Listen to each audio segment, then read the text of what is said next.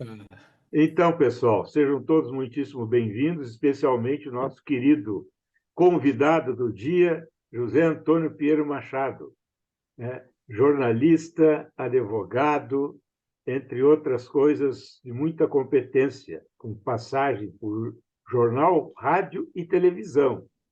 Mas verdade. se notabilizou muito por ser aquele seu personagem, o Anonymous Gourmet. E aqui no aquecimento, o Basto já deu início, o pontapé inicial, perguntando para o Pinheirinho: Pinheirinho, da onde veio aquele teu mantra? Voltaremos. Voltaremos. Olha, tu sabe que tá tendo uma coisa branca aqui no meio, tá certo? Não, Está nós sendo. estamos te vendo muito Agora bem. tá legal. Agora tem. Mas tu perguntasse sobre o voltaremos. De Ou onde, como é qual que... é a origem do voltaremos? Não, voltaremos é o seguinte: quando entrei, comecei a trabalhar em jornal, eu chegava, eu era apresentador de um programa lá nos meus inícios, assim. Então, chegava no final, eu chegava e ficava naquela coisa, disse, bom, então, por hoje nós ficamos aqui e vamos voltar, tem o próximo programa, quando fazia um enrosco, assim, eu digo, pô, mas isso aí... E depois, quando eu via, eu ficava assim. Aí, um dia, assim, eu cheguei e disse assim, bom, pessoal, então o negócio foi esse, assim, tudo bem, voltaremos. E fechou, né? E aí um amigo meu que assistiu o programa disse assim, bah, cara, mas que negócio sensacional aquele teu jeito o jeito que tu encerra um programa e tal. Tinha sido uma vez, uma primeira vez, e aí eu comecei a usar isso, e grande parte das pessoas me chamavam, e ainda me chamam, voltaremos, né? Oi, voltaremos, como é que está? Então foi assim, foi uma casualidade imensa, né? Foi a minha incompetência, eu não tinha uma maneira outra e terminou dando certo. E a alcunha, Anonymous Gourmet, veio de onde? Anônimos Gourmet? Não, essa alcunha veio do seguinte: eu queria fazer uma coisa assim, meio ter uma coluna meio secreta, assim. Eu podia dizer coisas que ninguém ia saber que eu. E aí eu me lembrei assim, o que eu vou fazer? Vai ser um troço anônimo, né? Tem que botar uma coisa para as pessoas pensarem, querer saber que era e tal. E aí fiz Anônimos Gourmet, né? E aí, só que eu jamais imaginei, né? Vou dizer assim, que eu jamais imaginei que fosse virar dessa, tanto, deu tanto certo, foi tão certo o negócio que até tem pessoas que não sabem meu nome, né? E aí eu Uhum. fiz o seguinte, eu peguei e entrei com uma ação judicial explicando, tarará, tarará, isso e aquilo e tal, e, e que eu queria incluir no meu nome Anônimos Gourmet, né? Porque eu tinha medo de assim, vai aparecer algum vivo aí que daqui a pouco me pega e Claro. fica. E assim, o meu nome está registrado, assim que eu acho que. Parei um pouquinho, deixa eu mostrar, senão o pessoal, todo mundo diz que é mentira minha. Olha aqui, ó. Dá para tu enxergar aí? Não? Levanta um pouquinho mais. Aí. José Antônio Anônimos Gourmet Gomes Pinheiro Machado. Caraca, grande revelação essa. Eu não tinha a menor É, ideia disso. Não sei se alguém no grupo aqui tinha Não ideia. sabia. Igual o Lula. Igual o Luiz Aham. Inácio Lula da Silva, é isso aí. Mas o nome, Então, o nome do Pinheirinho é mais pomposo e mais real. Ele já assinou aquele prefácio daquele livro da Confraria, tá? Como José Antônio Pinheiro Machado, Anônimo do Governo Pinheiro Machado, tá? O da Confraria, que é da 1523. É isso aí. verdade. Então aí eu me Agora, garanti, né? agora vai ter que incluir o Voltaremos também, então. Zé Antônio, Anônimo Gourmet, Pinheiro Machado, Voltaremos. Mas tu sabe que as coisas são incríveis, que é o seguinte, tem uma grande, assim, pessoas que me chamam de voltaremos.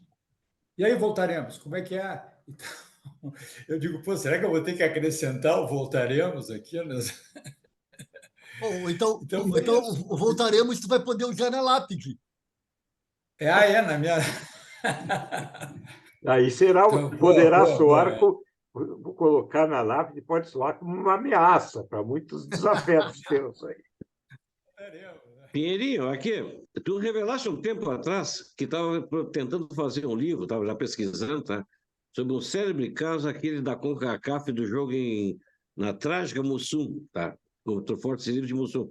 Que é uma história de jornalismo tão célebre, tão cascateira, tá? Como o célebre caso como é que é o comendador Umbrella. E que peta isso? Desististe de fazer esse resgate dessa cascata do jornalismo? Não, mas casualmente, esses dias, umas 3 semanas atrás, eu estava vendo essa questão aí eu digo, pô, tem que lançar isso aqui, tem que lançar e de alguma maneira, entende? Porque era assim, aquilo ali chegou a dar. Eu me lembro que aquele tempo dessa falsa, como é que eu posso dizer assim? Não é falsa. Enfim, essa questão do nome. Precursora da fake news. Cascata, vamos dar o nome correto, essa cascata. Tá. Essa cascata, perfeito. Me faltou agora. Eu digo, pô, isso aí é um troço que tem que, porque é uma coisa que entra com uma força assim, né, tremenda, né? Então essa aí tá na fila, para ser, porque eu acho que eu vou fazer uma família de repente, né? Família do Voltaremos, a família do isso, daquilo, entende? É isso aí. Mas o Pinheirinho, quem entrevistou o Breno Caldas, de cujas longas e frequentes conversas saiu um livro, quem entrevistou, certamente, aí, Breno Caldas, meio século de Correio do Povo, glória e agonia de um grande jornal. Então, Pinheirinho, queria entrar nesse assunto aí. Certamente não foi o Anônimos Gourmet que teve longas conversas com o Breno, ou foi? Não, foi o pai do Anônimos Gourmet. Não, o negócio é o seguinte, essa história é interessante, assim, pelo menos para mim, que quando começou aquele negócio, aquela destruição que teve do Correio do Povo, né? O Correio do Povo foi destruído, assim, né? E o velho Breno ficou lá, e um dia aconteceu o seguinte, uma filha dele, que eu me dava muito bem com ela, eu disse assim, olha, eu tenho vontade de falar muito com teu pai. Eu não sei nem por onde falar com ele. Ele é um cara assim que eu me lembro do tempo do jornal, muito reservado e tal, coisa. Ela disse, não, eu vou ver, eu vou falar com o pai. O pai também, comigo ele não quer. Sei lá, eu vou dizer que eu vou falar com ele. Aí um dia eu estou calmamente no fim de semana, assim, em casa, bate o telefone e eu atendo.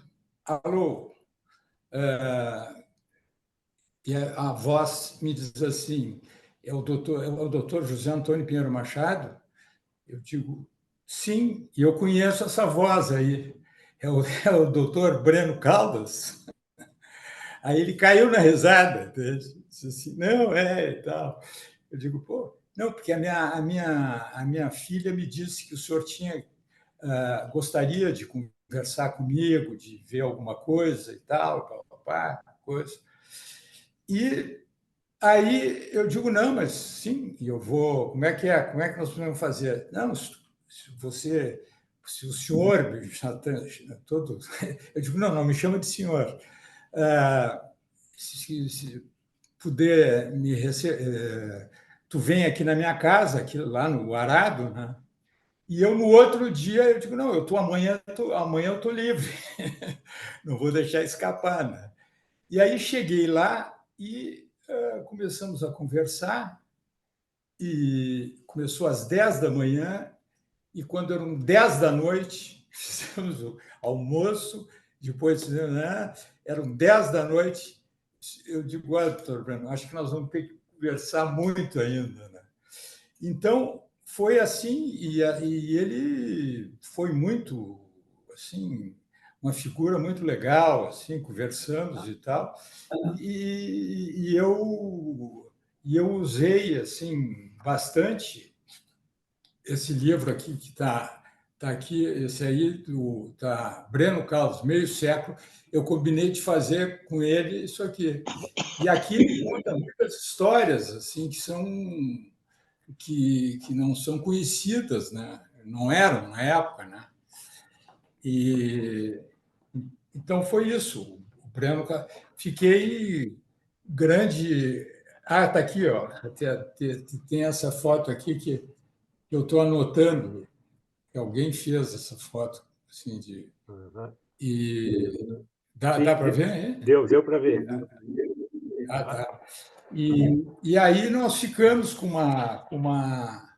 e eu tive assim um negócio que eu carrego um dia nós estamos bebendo, e ele chegou, porque ele estava ali, aqueles uísques dele, assim. Ô, Zé Antônio, Zé Antônio, só Ah, uma pergunta aí para não perder o timing. Já nessa primeira conversa já havia a ideia de fazer um livro? não, eu cheguei, eu não quis assim entrar, que vamos fazer um livro, né? Tu Então já eu tinha na cheguei, cabeça? eu tinha na cabeça, eu queria assim, olha, doutor Breno, eu acho que o Rio Grande do Sul merece. O senhor foi um ícone do Rio Grande do Sul e de uma hora para outra não se sabe assim, o senhor leva um pontapé e vai embora.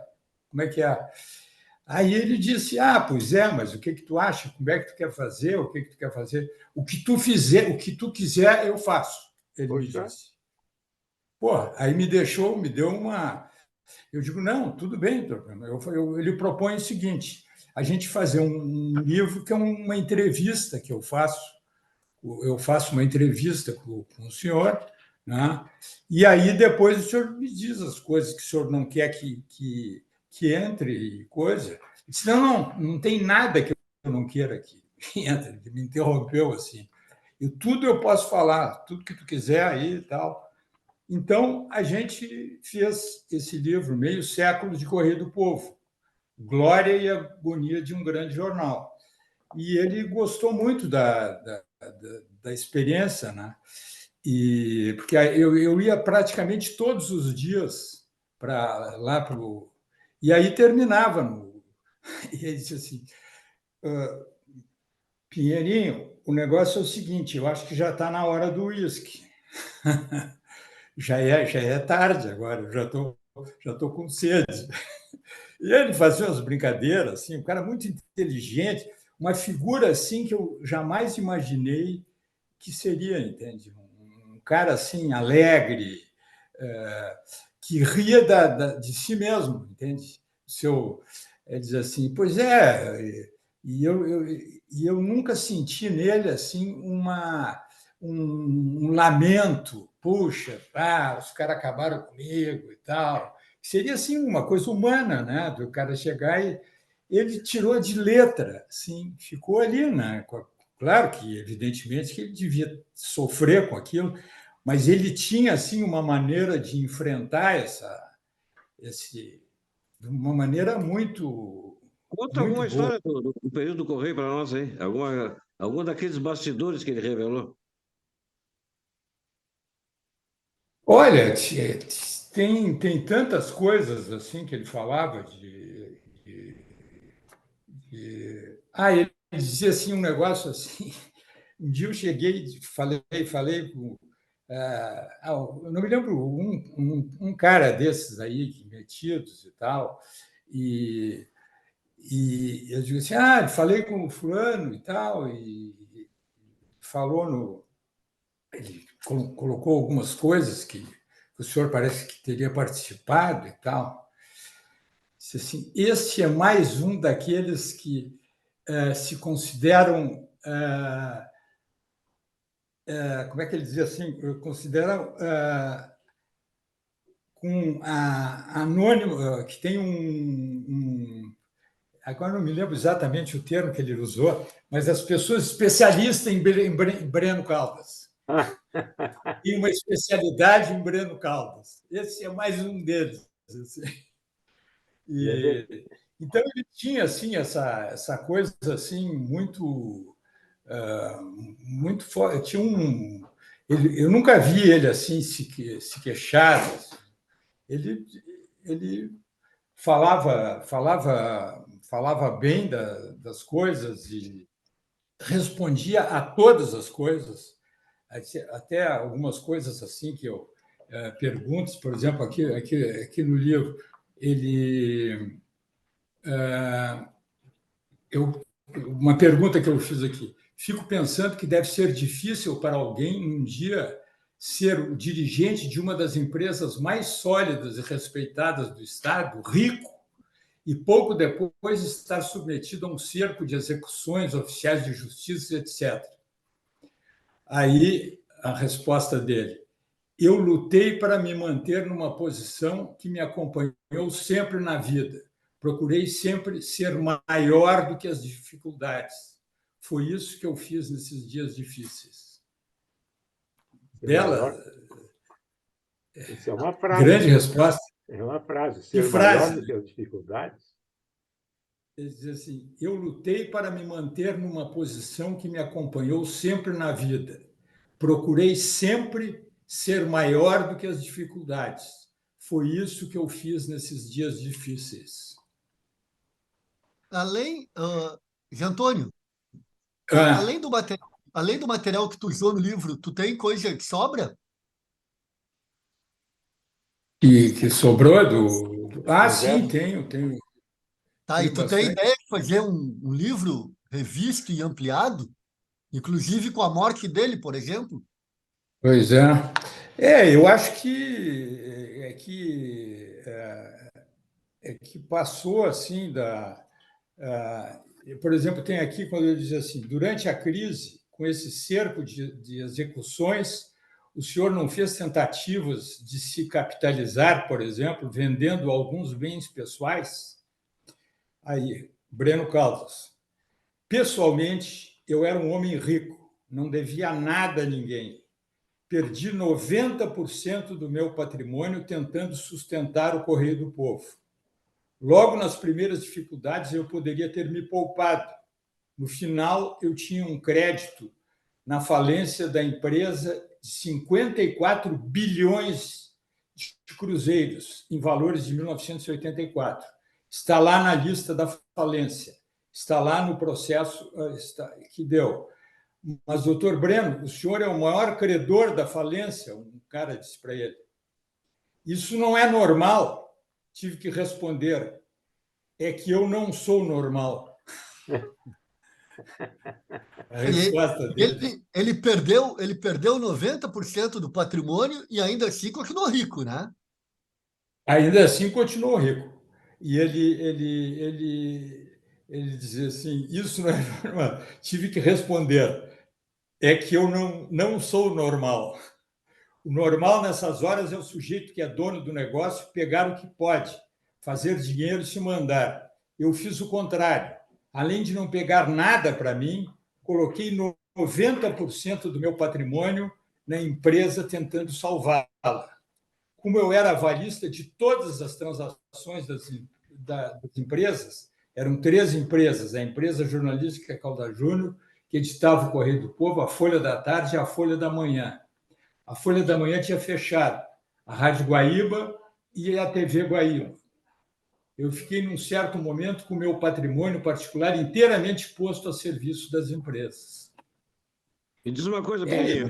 Em algum momento ele disse onde é que foi o grande erro dele que levou a empresa a essa situação falimentar? Ele chegou a ter esse discernimento Evidentemente que tinha, mas chegou a expressar isso? Boa pergunta, muito boa pergunta.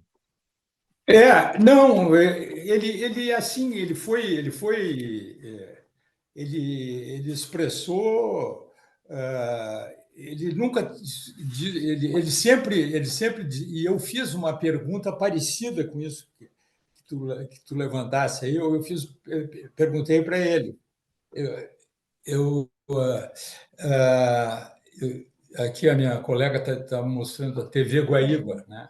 Ele também falava muito que a TV Guaíba, que ele não queria fazer a TV Guaíba de jeito nenhum, e disse que ali foi também uma coisa que tomou muito dinheiro dele. Né? E ele recebeu mesmo a proposta do Roberto Marinho, do tipo, monta a TV que eu te dou a programação? Recebeu. Ele me disse que isso mudava tudo, né? Isso mudaria tudo, né? Essa pergunta eu fiz para ele. E isso mudaria tudo. Aí ele me disse assim, aqui, ó, tá aqui, ó. Quando começou outra coisa aqui. Tá aqui, ó. O Roberto Marinho, e o senhor recusou essa proposta? Não, porque o Roberto Marinho chegou e disse assim, ele me contou, então, que já tinha comprado algum equipamento para o Globo e tal. O Roberto Marinho, então, me disse, você me dá $600 mil e eu te monto uma estação de televisão em Porto Alegre. Até disse que poderia me passar a programação da Rede Globo no Rio Grande do Sul, que poderia rescindir o compromisso que tinha em Porto Alegre, passando toda a programação para a TV Guaíba. Éramos muito amigos e por isso ele queria fazer isso. E aí eu perguntei, e o senhor recusou essa proposta? Breno Caldas. O Roberto Marinho, é claro, e por certo que com toda razão, pensava em criar, na verdade, uma televisão dele aqui, quando me fez a oferta. E eu queria uma televisão minha, que eu manobrasse com a minha orientação. E isso, é claro, só seria possível se eu tivesse o controle do negócio. Entendeu? Então, na verdade, ele enjeitou assim, que ele queria ele ser o dono da televisão. Tá, você não respondeu, a conversa ficou um pouco atropelada, e a questão levantada pelo Flávio, eu acho que não foi respondida. Em algum momento, o Breno confessou, reconheceu onde foi o erro, os grandes erros que levaram ao declínio da Caldas Júnior? Não, ele pegou, por exemplo, assim, quer ver? Ó, ele dizia o seguinte, que ele queria, eu até estou procurando aqui, onde é que está? Ele fala na TV que se equivocou. Eu pergunto aqui, por que a TV Guaíba não se tornou um empreendimento vitorioso?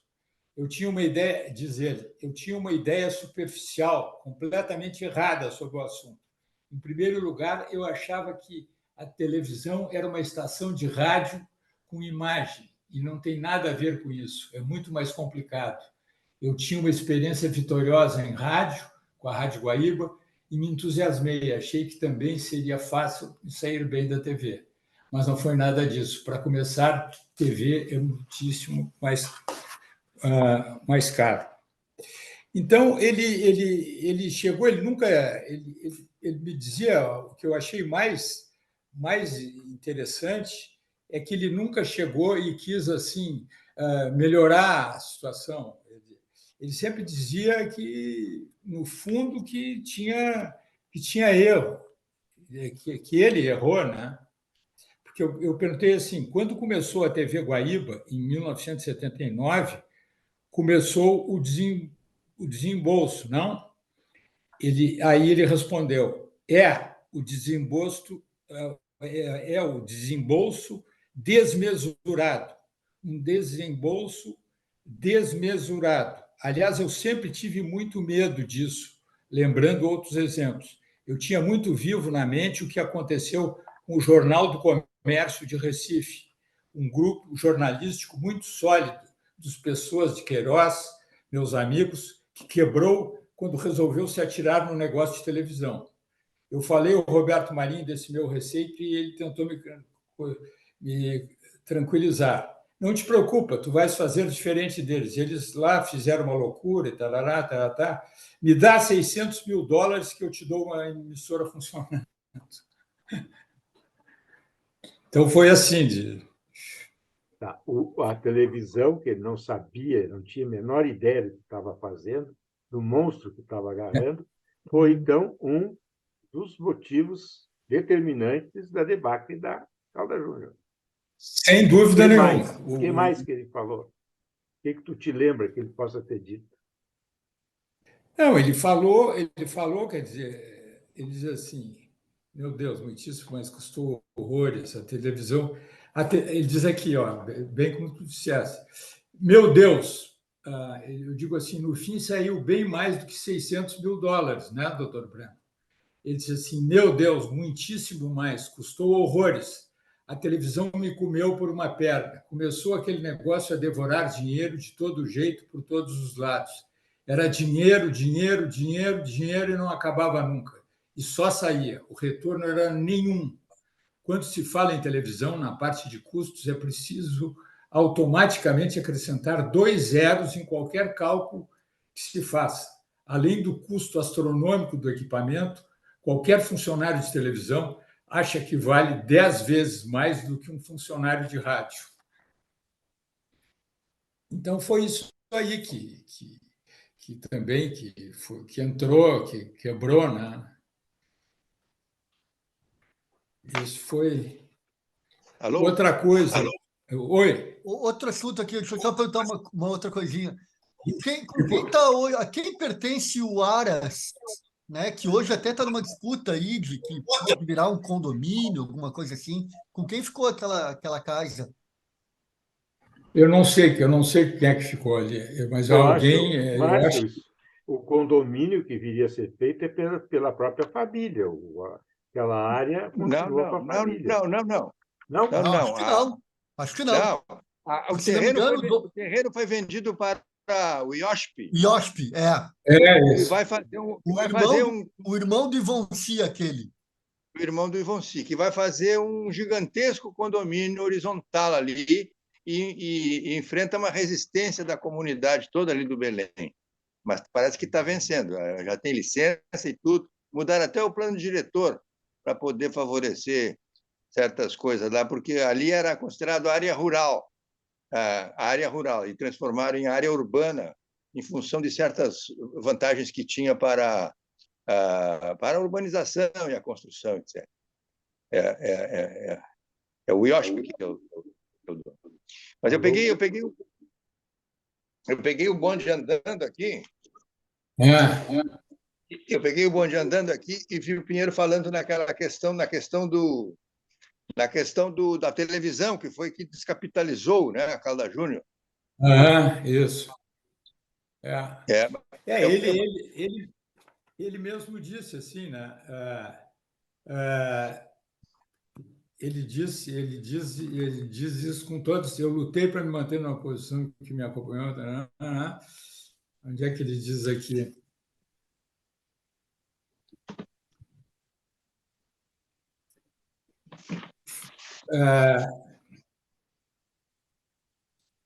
Além da TV, que outros problemas o senhor aponta hoje numa análise já mais distante do tempo? E aí ele respondeu, coincidiu que na mesma época da implantação da TV, nós fizemos grandes investimentos nos jornais, construir prédios e substituir todo o equipamento antigo dos jornais. A simultaneidade agravou tudo. Eram investimentos gigantescos na TV e nos jornais. Com isso, nós nos descapitalizamos. Para renovar o equipamento gráfico, instalamos 56 terminais, 2 computadores. Eu comprei até um equipamento de raio laser para transmitir imagens. Foi uma besteira. Não precisava, era bobagem. Acabei vendendo para a Gazeta Mercantil porque eu não ia usar. Para que eu ia querer transmitir imagens? Para a Gazeta, está certo. Para fazer um jornal nacional é necessário. Eles fazem um padrão em São Paulo e depois transmitem. E é isso aí. Sobre esse laser aí, Pinheirinho, até como agravante de certo descontrole que tinha na Caldas Júnior naquela época, o Hélio Gama conta, pena que ele não esteja hoje aqui entre nós, não está participando, mas o Hélio Gama conta que quando a Gazeta decidiu ter a impressão de parte da tiragem em Porto Alegre, assim como já estava fazendo no Rio de Janeiro, em Brasília e em Belo Horizonte, a Gazeta esbarrou num problema que não encontrava o equipamento, não tinha disposição no mercado. E foram falar, o pessoal da Gazeta, os diretores, falaram diretamente com o fabricante dos Estados Unidos. E este disse que só teria condições de entregar o equipamento em cerca de 1 ano, porque a demanda por esse tipo de equipamento na época era forte. Aí, quando na conversa com os diretores da Gazeta, quando eles disseram que seria para colocar o equipamento em Porto Alegre, o diretor da fabricante disse o seguinte: olha, para Porto Alegre, nós já vendemos o equipamento aí disse o tempo, que eu não se recordo agora, mas é mais de ano, há muito tempo. E nunca foi usado. Quem sabe vocês procuram isso? Olha, foi a empresa tal, deram o telefone da Júnior e tal. O Hélio Gama foi falar com o Breno, sentou na frente do Breno e disse que estava ali para comprar esse equipamento. E o Breno disse: mas que equipamento é este? Ele não sabia que tinha esse equipamento lá nos arquivos, no almoxarifado da Caldas Júnior. E quando se informou, aí disseram vagamente para ele que tinha um projeto de talvez, quem sabe, enviar imagens para o interior do estado para imprimir em algum lugar do interior. E estava lá o equipamento, caríssimo, pago em dólar, sem utilidade nem conhecimento do próprio dono do negócio. Esse era a Caldas Júnior, nos últimos momentos. Breno, o Pinheiro, eu acredito que além desse fator aí, desses investimentos desmedidos, né, e aparentemente feito assim meio sem um planejamento muito cuidadoso, ainda tem o aspecto, talvez o aspecto o terceiro ponto que fechou o cerco contra a Caldas Júnior, que foi a questão do governo militar. Isso. O Correio do Povo apoiou desde o início, né? Desde antes do golpe ele apoiou, né? Ele apoiava, ele era contra o Jango e tal. Mas depois, quando o regime... Ele queria tirar o Jango, mas ele não queria uma ditadura. Depois, quando o cerco do regime se apertou, ele foi recuando, foi se afastando dos caras. E com o episódio da Folha da Manhã, aí ele praticamente ficou fora do jogo. E por isso porque todos os grandes jornais brasileiros, todos os grandes grupos brasileiros estavam numa situação muito difícil naquele negócio do dólar de 73, 74, por aí, todos estavam numa situação extremamente difícil. E o governo socorreu a todos. Menos a Caldas Júnior. Só termina, Bicudo, que eu Quem? no meio. Não, você estava falando, Elmar, do afastamento do Breno em relação à ditadura, o ditador de plantão. Mas tu disse, passando, não ficou muito claro, esse afastamento foi provocado pela postura da Folha da Manhã? Não, já vinha. O Breno já vinha. O Breno já vinha com uma certa reticência com os caras, não é? já vinha com uma certa reticência com o regime, já tinha tido alguns perrengues porque a censura, por exemplo, né? Ele não aceitava a censura, ele ficava muito indignado com a censura. Tá? Exatamente. Então, ele reagia, e ele não entrou naquele acordo que todos os jornais entraram para tirar a censura, fazer autocensura. Ele não entrou naquele acordo. Então, o desgaste tinha começado antes. Quando ele fez a mudança na Folha da Manhã, e a Folha da Manhã adotou uma linha mais independente, de questionar a censura, de ir no limite da censura, aí ele se queimou total, aí ele perdeu totalmente o apoio.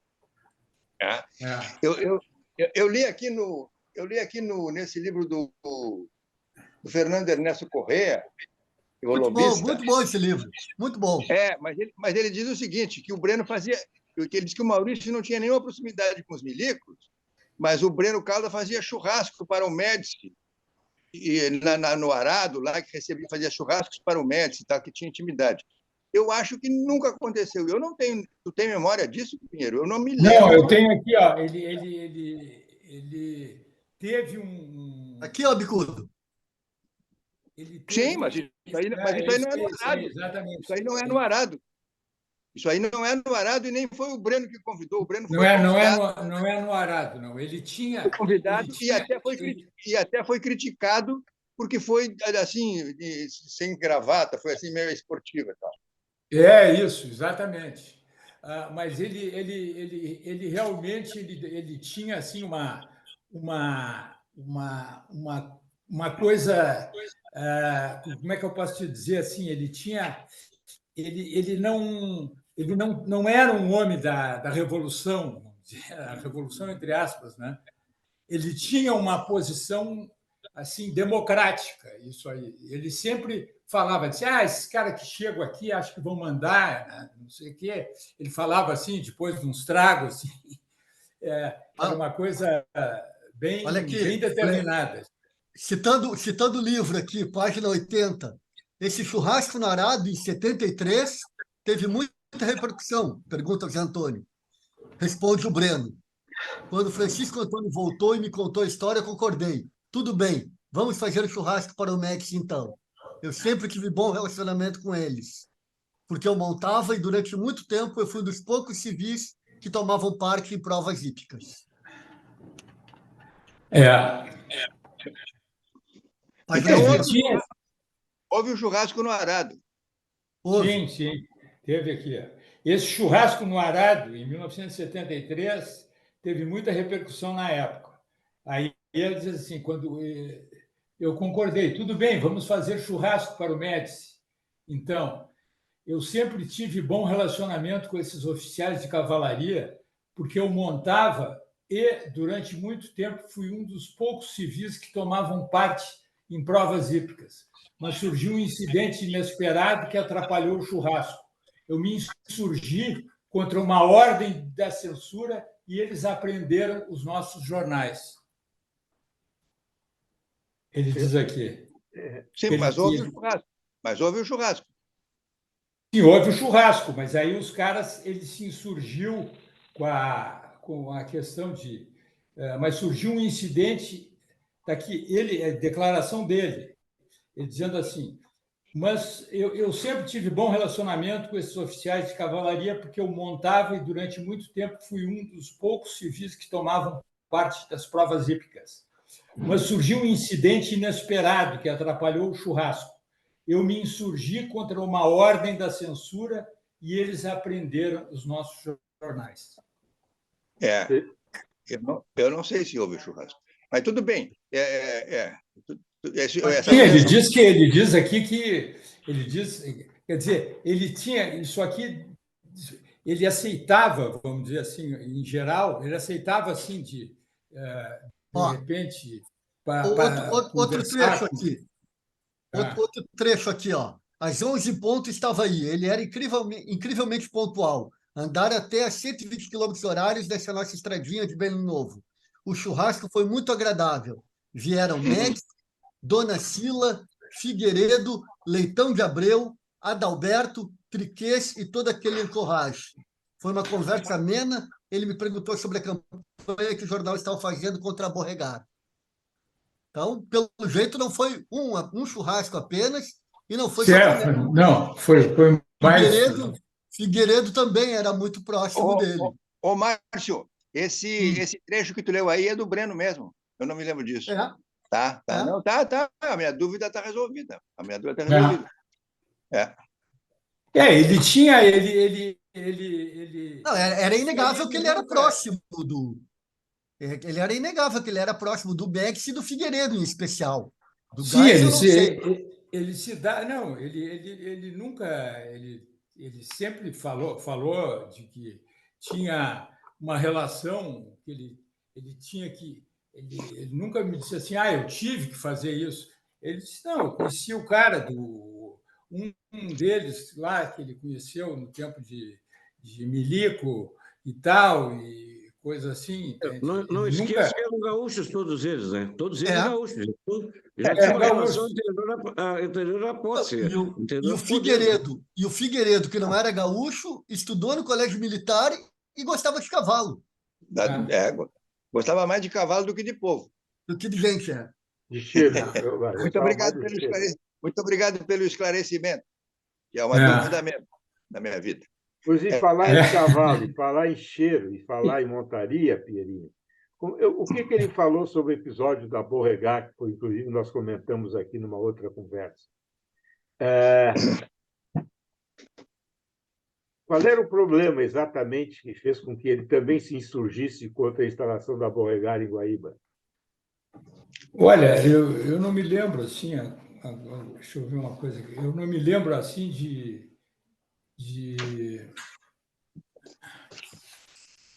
só um pouquinho que eu estou vendo aqui, mas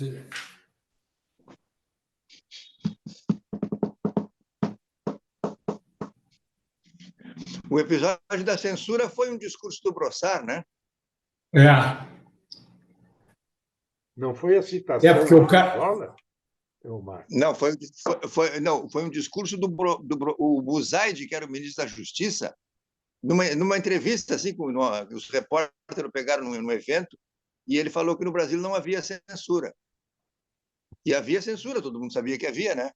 E aí o Brossard, que era senador, foi para a tribuna e fez um discurso veemente, dizendo que tinha censura, que os jornais estavam todos censurados, etc. E aí foi proibido publicar tanto a entrevista do Buzaide quanto a do Brossard. Quer dizer, o fato não existiu, então pronto. Mas no Correio do Povo existiu. Aqui, publicou. E como em todos os jantares, vem sempre a hora de salvar o Brasil. Quando começaram as opiniões sobre a melhor maneira de salvar o Brasil, o general, esse era o general, como é que é o nome do cara? General Chayeb. O general esse começou a dar umas estocadas na imprensa, nos meios de comunicação, dando a entender que faltava patriotismo aos meios de comunicação, que o nosso procedimento nem sempre era patriótico. Aquelas coisas que, em geral, esse pessoal milico gosta de falar. Aí ele disse que eu tinha elementos comunistas no jornal. Eu falei, tenho, sim, senhor, e gente muito boa. Alguns são profissionais de grande qualidade. Ele ficou surpreso. Mas então o senhor sabe que são comunistas? Sim, sei, é claro. E até estimo o trabalho deles e eu estimo eles pessoalmente. Quando ele ia iniciar uma peroração sobre o assunto, eu o atalhei. Olha aqui, general, a esse propósito, vou lhe contar uma coisa que aconteceu recentemente. Num aniversário do Correio do Povo, um amigo meu, o general Carlos Alberto Fontoura, que era chefe da 2ª seção do 3º Exército, me falou no assunto. Veio com essa conversa de comunistas, blá, blá, blá, blá, blá, blá, etc. E eu disse ao Beto, eu chamava o Fontoura de Beto, olha, Beto, nós estamos no mesmo barco, então tu cuidas da tua parte, que é o Exército, que eu cuido do Correio do Povo, que é o meu setor. Eu não vou me meter no teu setor, não vou dizer quem tu deves ter aqui pela mesma razão. Tu não vais interferir nas minhas coisas. Eu faço o que eu bem entendo. Boto no meu jornal as pessoas que eu entender comunistas ou não, a critério meu. Eu não aceito qualquer imposição nesse sentido. Falou grosso. É isso aí. Falou Isso grosso. aí dá bem claro para saber a posição dele. Né? É a velha frase aquela que já foi atribuída ao Breno Caldas e também ao Roberto Marinho: tu cuida dos teus comunistas que eu cuido dos meus. Foi atribuído ao... Aí, eu faço o que eu bem entendo. Boto no meu jornal as pessoas que eu entender, comunistas ou não. O critério é meu. Eu não aceito qualquer imposição nesse sentido. Aí o Fontoura disse, é claro, tu fazes o que quiseres. Eu ainda arrematei, eu sei, mas é bom sublinhar isso. O cara concordou e disse assim, tudo bem, mas é bom sublinhar isso. Na noite do jantar, disse, Então, nesse jantar ele se suicidou politicamente. É verdade. Se suicidou, né?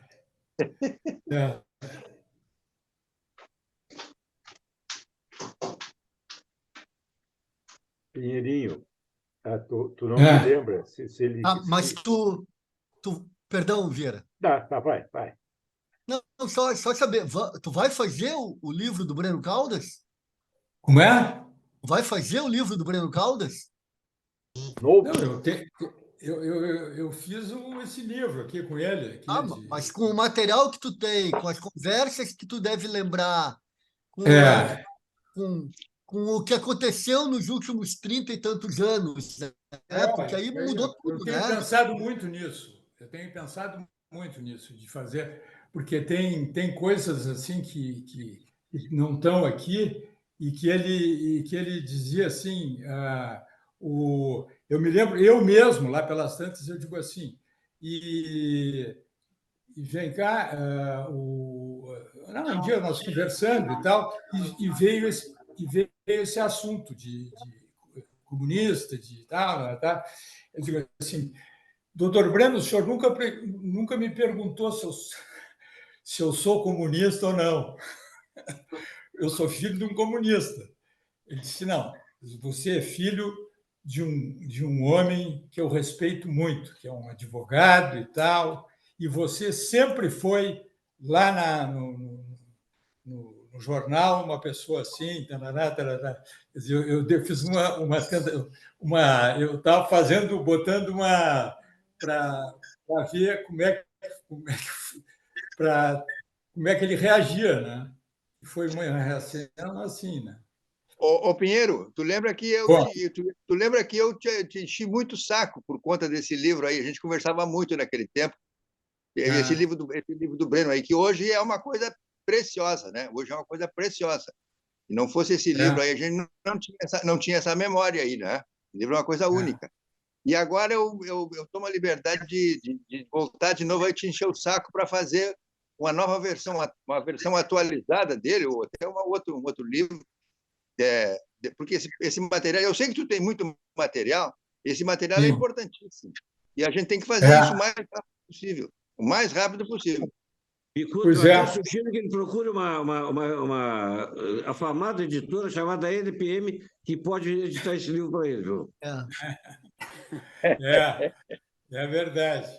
Não, mas tu sabe, Picudo, que isso aí é uma coisa que me ocorre muito, eu acho que eu vou fazer, ainda mais depois de receber essa tua chamada aí, eu acho que eu vou, porque tem muita coisa, porque aqui o livro, isso aqui deve ter 10% ou no máximo 15% ou 20% de tudo que ele...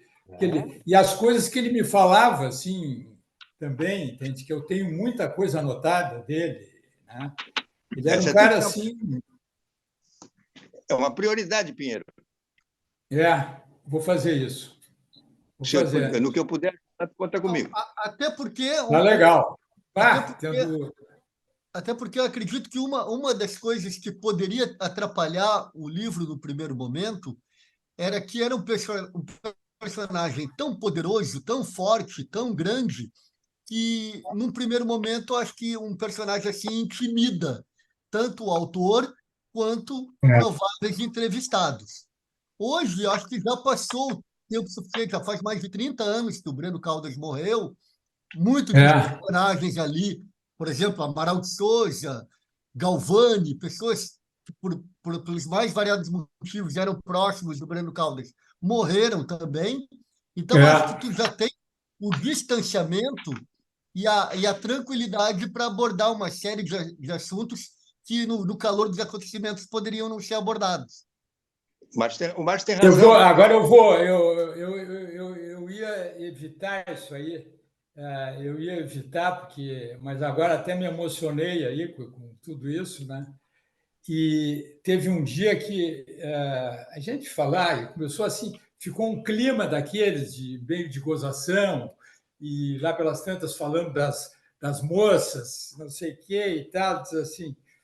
Aí ele chegou para mim e disse assim, José Antônio, aí ele ficou, foi a única vez que eu vi uma lágrima descer do José Antônio, chegasse tarde na minha vida. Eu digo, pô, isso aí eu fiquei com. Nos abraçamos, foi uma cena assim, daquelas de. E naquela época, Pinheiro, naquele momento, havia como é que é havia uma coisa, um empecilho, uma coisa meio que dificultava um pouco a ideia de fazer o livro, que ele era um homem falido, né? E que o livro corria o risco de parecer a justificativa de um cara que fracassou e está se explicando, né? Então, isso que o Márcio falou é muito importante, o distanciamento hoje, né? O distanciamento hoje. É muito importante isso, muito. Sim. Porque aí pode abordar outra coisa, Bicudo, outra coisa que tu está me dando essa ideia, que é realmente uma ideia sensacional, porque eu tenho muito material ainda dele lá, das coisas, porque está tudo gravado, né? Tudo gravado, e eu fiz, está tudo eu tenho material. E porque o problema é o seguinte, ali eu estava assim também correndo contra o tempo, entende? Que eu queria que fosse tudo feito com a maior rapidez e tal, né? Mas essa coisa assim que ele chegar e dizer assim que eu cheguei tarde na vida dele, isso aí, coisa, é porque ele realmente foi uma perda assim daquelas. Não, aí tu vê, eu citei o livro do Fernando Ernesto, que é um livro importantíssimo. Ótimo livro, ótimo livro. Ótimo livro, não é mesmo, cara? É um livro importantíssimo. Tem episódios ali, coisas que tu não resgata, não tem como resgatar se não estiver ali, entende? Não tem. Se perde na poeira da história, aí tu não sabe mais. É um livro ali, é um livro dele, muito pessoal e tudo, mas é um livro excelente, importantíssimo. Sim. E eu acho coisa que não teve, por exemplo, com Maurício Sirotsky. Pois é, ninguém gravou com o Maurício. Maurício não deixou um depoimento, ou pelo menos não se sabe da existência de um depoimento a essa altura. Que é uma falha gravíssima, né? Gravíssima. Zé Antônio, eu preciso sair agora, que eu tenho algum compromisso familiar, mas eu reforço o pedido do Bicudo para que tu vá adiante nesse livro do Breno Caldas e te mando um abraço de um outro filho de comunista aqui. Tá legal. Temos que fazer uma associação de filhos de comunistas. Tem aqui, né? Eu, tu, Ivan, Márcia do Canto. Tem tantos filhos de comunistas. O Avelini. O Beto Calage, o Nikolajewski. É um monte de filhos comunistas que mais tem aí no mundo. Comunistas estão tudo. É por aí. Até mais, abraço. Tchau. É isso aí. Um abraço. Ô, Vieira, posso falar? Claro, deve.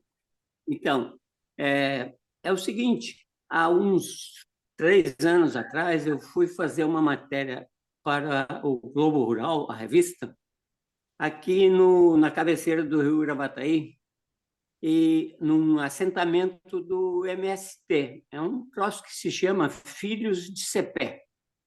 E é uma comunidade agrícola de 1.200 hectares. Viamão.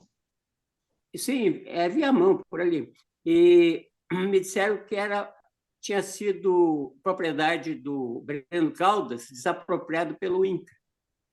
Esse negócio eu nunca confirmei, nem fui atrás para confirmar, mas sempre rondou na minha cabeça a ideia de pegar e levantar qual era realmente o patrimônio do Breno Caldas. Todo mundo achava que ele ganhava dinheiro com a Rádio Guaíba, que eu acho que era lucrativa, com o Correio do Povo, com a Folha da Tarde, e aí inventou a Folha da Manhã e se deu mal com a TV Guaíba, como está relatado nesse livro aí, do Pinheirinho. Agora, todo mundo fala que ele tinha todo mundo fala do Aras do Ará, dos cavalos, aquela propriedade ali e tudo. Mas qual era o patrimônio dele mesmo? Ele tinha imóveis, ele tinha dinheiro aplicado, ele tinha dólares, e essa terra, 1.200 hectares, é um latifúndio no Rio Grande do Sul, naquela várzea. Supostamente ele plantava arroz ali, mas eu acho que não plantava, ele arrendava, mas ele tirava uma grana daquela propriedade. Ele tinha um campo que só plantava arroz, ali do lado de onde era a fazenda dele mesmo. Do Arado. Do Arado, Ele tinha realmente... porque aquilo ali é um negócio... olha aqui, ó. Por exemplo, assim, há quem diga que isso eu escrevendo aqui na época, que era uma anotação que eu, depois de conversar com ele, há quem diga que a Ponta do Arado, onde o rio Guaíba faz a sua última curva ao sul, é o lugar mais bonito de Porto Alegre. É sempre difícil eleger paisagens, mas a cidade se orgulha de seu pôr-do-sol e tal. Há mais de 30 anos ali, Breno Caldas não se constrange em confessar que todos os dias fica maravilhado com o espetáculo do fim da tarde. Nas tardes em que conversamos, começando perto do meio-dia e terminando a noite quase fechada, havia sempre um intervalo silencioso e obrigatório para contemplar a cena da bela sacada que dá para o rio. Então, a casa fica no ponto mais alto de um morro próximo à margem. É um sobrado espaçoso, inteiramente branco. A casa é espetacular, a casa lá dele. Era um negócio espetacular. E eu acho que nós vou ter que atacar de novo. Assim. Até porque eu tenho... Isso aqui é uma parte pequena porque eu tenho caixas assim de coisas que eu sempre anotava, né, dele, né, e que eu acho que tem que fazer isso aí. O patrimônio dele, Geraldo, começava pela própria empresa, né? E ele era o dono, era o único dono. Então, todo aquele prédio do Correio do Povo, ali na Calda Júnior, aquela quadra valorizadíssima, aquele terreno no Morro Santa Teresa, enorme, tudo, a rigor, era do seu Breno Caldas. Certo, Pinheiro? É verdade. Então, eu morei na rua Coronel Bordini, na primeira quadra, assim, abaixo da 24, num predinho ali, assim, um apartamento. E o carinha que cuidava da rua ali há 20 anos, é um baixinho, o Luizinho, ele me dizia, essa casa aqui era na frente do meu apartamento. Ele dizia, essa casa aqui, um casarão, era do Breno Caldas. Ele tinha uma casa ali. E foi vendida para um médico chamado Alexandre Porto. Eu até escrevi uma anotação sobre isso. E os herdeiros as herdeiras desse Alexandre Porto viviam no Rio e de vez em quando visitava a casa, que era só mantida por um grupo de empregadas. Sim, porque esse Alexandre Porto morreu ali, que morreu há uns 8, 10 anos e tal. Não sabiam o que fazer com a mansão. Certamente a Melnick e a Evan já devem ter arrematado aquilo. Pinheiro, eu acho muito importante esse troço, porque é o seguinte, hoje há uma tendência muito grande do pessoal achar que as coisas hoje mudaram completamente e que o passado não morreu, mas acontece. Isso é um equívoco completo, porque a história é a história. E esse embananamento do jornalismo hoje não é uma coisa disruptiva, não é uma coisa que as tecnologias, não é uma crise que as tecnologias, que se origina com as novas tecnologias. Não, essa crise do jornalismo é uma crise que vinha de muito longe e que as novas tecnologias apenas aceleraram a crise, né? E eu acho que um resgate do jornalismo, um resgate dessa profissão, dessa atividade, e que eu acho absolutamente necessário, acho indispensável, passa por voltar atrás e refazer um caminho para entender realmente qual foi essa trajetória que desembocou nesse panorama atual, né? Nesse panorama atual, né? Em que as grandes empresas estão dedicadas a um tipo de marketing, uma coisa de meio mistura de jornalismo com marketing, né? E os grupos independentes não conseguem se sustentar, porque, né, não tem sustentabilidade. Aparentemente é uma situação insolúvel, sem saída, né? Eu acho que uma maneira de se achar uma saída, ou pelo menos de se vislumbrar um caminho, é retomando, refazer. Isso é uma coisa da história, da ciência, inclusive, né? Quando tu fica perdido num negócio, tu retoma lá no começo dele para ver como é que foi toda a evolução para chegar numa visão nova, né, da questão, e de enfrentá-la de uma outra maneira. Porque, inevitavelmente, vai ter que se enfrentar isso, né, Pinheiro? Isso aí, e até com essa briga que está lá em relação à terra lá dele, da fazenda, né? Que o troço está complicado lá, né? Estão brigando. E eu acho que a gente só de conseguir colocar esses valores todos que tinha com ele, entende? Essa coisa. Eu acho que tem muita coisa assim porque o livro tem aqui, se eu botar tudo tão. Eu fiquei assim, eu acho que eu fiquei 3 meses que eu ia todos os dias conversar com ele, e depois, a partir de um certo tempo, eu gravava tudo que a gente. Quer dizer, então, há um monte de coisas lá que eu tive que, para o livro sair, eu tive que resumir, tive que tirar muita coisa e tal, que hoje teriam até um valor para isso que tu diz, né? Da gente situar essas coisas que estão acontecendo hoje com aquilo que aconteceu antes, né?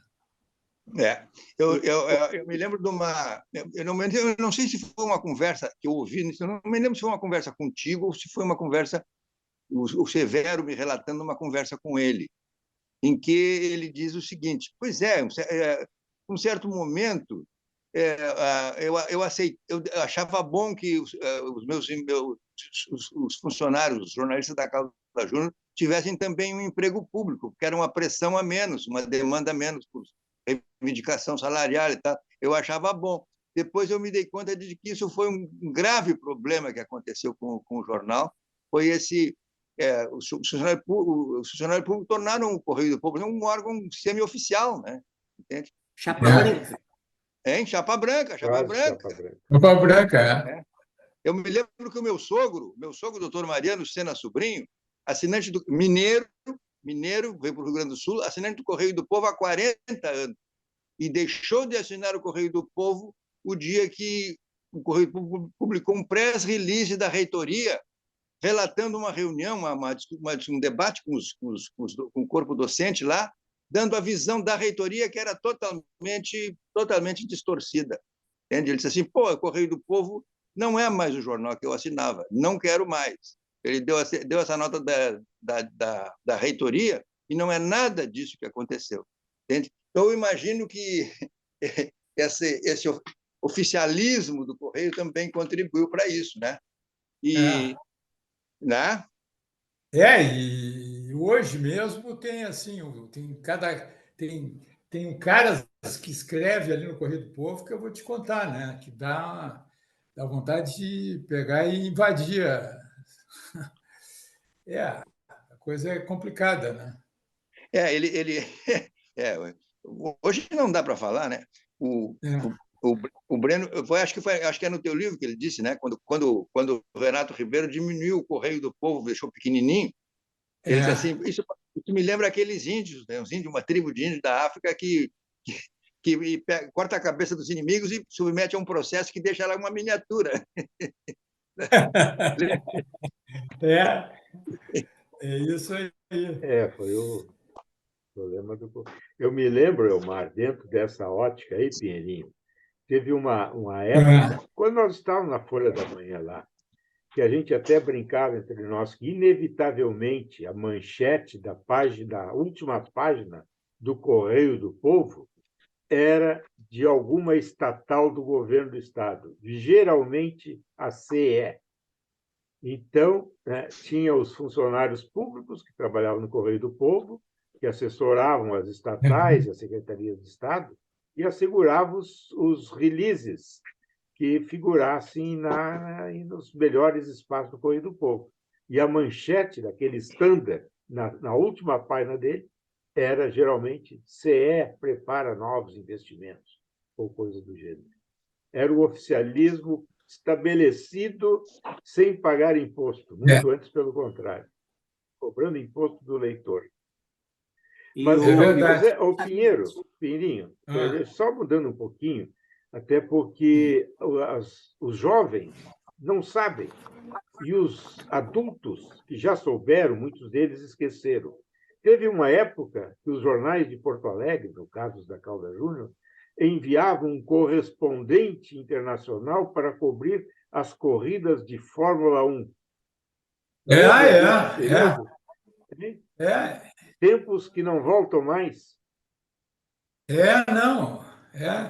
E eu fiz das coisas assim daquele tempo. Eu fiz corrida de Fórmula 1 na época. E outra coisa assim, tinha fatos assim que eram muito, por exemplo, eu tenho até a primeira página do Correio do Povo, quando teve foi um tipo assim de... Eu não me lembro exatamente como é que foi, mas era agora não estou me lembrando de um grande vulto lá o Perón, quando o Perón ia voltar para a Argentina, entende? Eu fiz essa reportagem, fiz outras assim, sabe? Coisas que dá para dá para a gente recuperar alguma coisa, né? Para mostrar isso aí, né? Pinheirinho, uma coisa que me chamou a atenção, falando com a filha dele, a filha mais velha, foi a relação que ele tinha com a família, que ela contava, né? Ela disse que o sonho dele era que todos os filhos continuassem morando com ele. Então, quando ele construiu aquela casa, que foi com esse sonho que os filhos ficassem lá morando. E que ele se intrometia tanto na vida deles, que é uma da história que ela contou, que uma das filhas, dos filhos que ela teve, que o marido e o pai saíram para registrar, e que ela disse, olha, o nome, tinha combinado com o marido, o nome, sei lá, não me lembro, Mariana, vamos supor, né? E que voltou lá era Manuela. Como assim? Ah, não, mas era ele que tinha definido que era Manuela, não era Mariana. Então, e que quando eles conversavam, aqui tinha o telefone interno, né? Que eles conversavam, então ele sempre se metia no meio, ele sempre entrava e mandava. E eu fiquei pensando assim, que a relação dele era uma relação meio autoritária, mas muito amorosa, né? Porque é verdade. E ela disse o seguinte, que ele nunca se entregou, mas que ele se entregou quando o Tonho morreu. que ele não queria mais tomar remédio, era uma espécie de suicídio, né? Que ele não aceitava mais tomar remédio, que ele não queria, e tanto que ele depois, logo depois morreu. Então, assim, aquela coisa que todo mundo tinha aquela imagem de que todo mundo falava que ele não gostava do Tonho, que ele não tinha não sei o quê, que ele tinha uma briga. Ela disse, isso nunca existiu. Ele sempre teve um amor imenso por esse filho, e quando esse filho morreu, ele morreu junto. Eu fiquei muito emocionada com aquela história dela. Assim. Eu vou te contar bem, tu tem razão, eu acho, porque quando o Tonho estava ali, estava já meio... Ele chegou, ele valorizava muito o Francisco Antônio, entende? Ele dizia assim, o meu filho, Francisco Antônio, e tal, e o Francisco Antônio chegou um dia para mim, me abraçou e disse assim, tu não imagina, começou inclusive com os olhos cheios d'água, assim, e ele dizia assim, tu não imagina que coisa boa que tu está fazendo para o meu pai e para mim, entende? De ir todos os dias lá, porque eu acho que eu fiquei 2 meses que eu ia diariamente para pegar todas as coisas. Mas é bem o que tu diz, assim, eles tinham uma coisa assim muito bacana, sabe? A morte do Tonho foi um troço muito pesado para ele. O Tonho se sentia um pouco culpado por não ter sido, sabe, por não ter, exatamente na hora dele assumir o comando, foi na hora da decadência, ele se sentia um pouco culpado por uma série de coisas, né? Ele tinha, eu acho que isso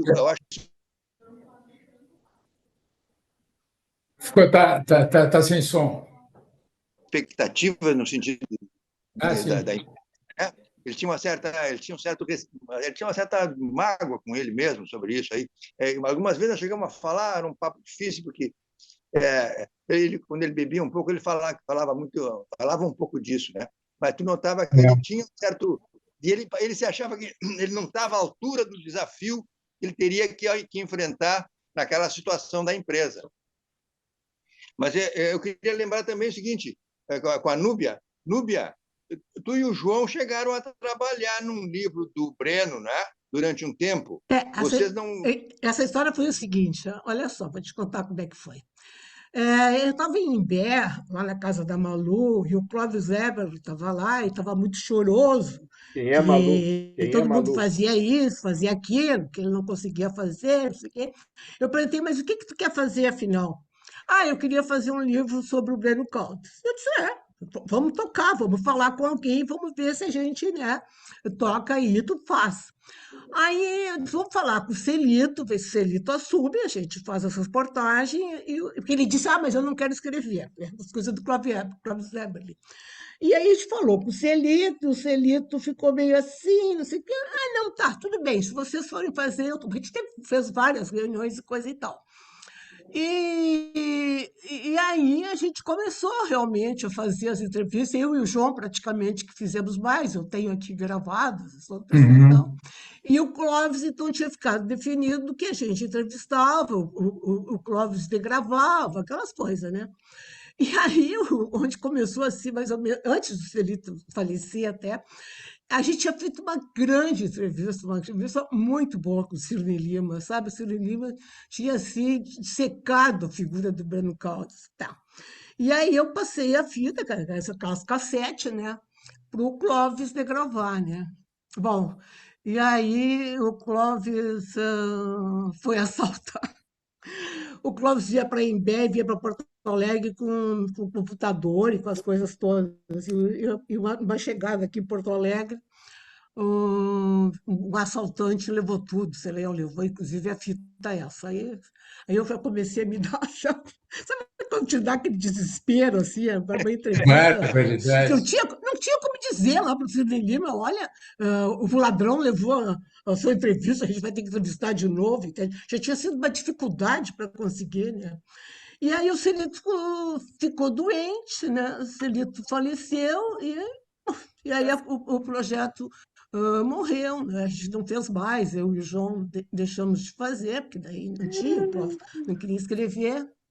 E eu fiquei com as fitas aqui, mas essa que eu acho que era assim, primordial. Se foi um ladrão, tá com ela, não sei o que, que o ladrão fez com a fita, mas a gente entrevistou um monte de gente mesmo, as filhas e coisa e tal. Por isso que eu falei para ele, que eu fiquei emocionada quando ela contou essas histórias. Contou várias histórias, né? E ela disse, mas como é o Celito que vai escrever, coisa e tal, a gente vai ter indicar pessoas e coisa e tal. E a gente fez, eu e o João saímos e fizemos, mas sabe como é que é? Na vida nem sempre as coisas dão certo, né? Como a gente pensa. Né? Isso aí é complicado. Geralmente não dão certo. Não, Na Elmar, vida não é assim, Elmar. Não Não dão seja certo. rigoroso para com o ciclo da vida. Geralmente não dão certo. Mas eu agradeço muito essa oportunidade assim, de poder me lembrar, que foi realmente foi um dos melhores amigos que eu tive, sabe? Foi, Então, ele era uma coisa assim de... eu chegava, estava lá e almoçávamos, depois chegava e trabalhava. O nosso trabalho era gravando e tal, né? Essa coisa, conversando. E aí chegava de noite e disse, olha, eu vou ter que ir embora, né? Porque senão eu vou ficar morando aqui. E ele, o cara assim, uma das pessoas mais generosas que eu já conheci, assim. É isso aí. Eu acho que ele tinha Eu um fico humor, muito não é? satisfeito.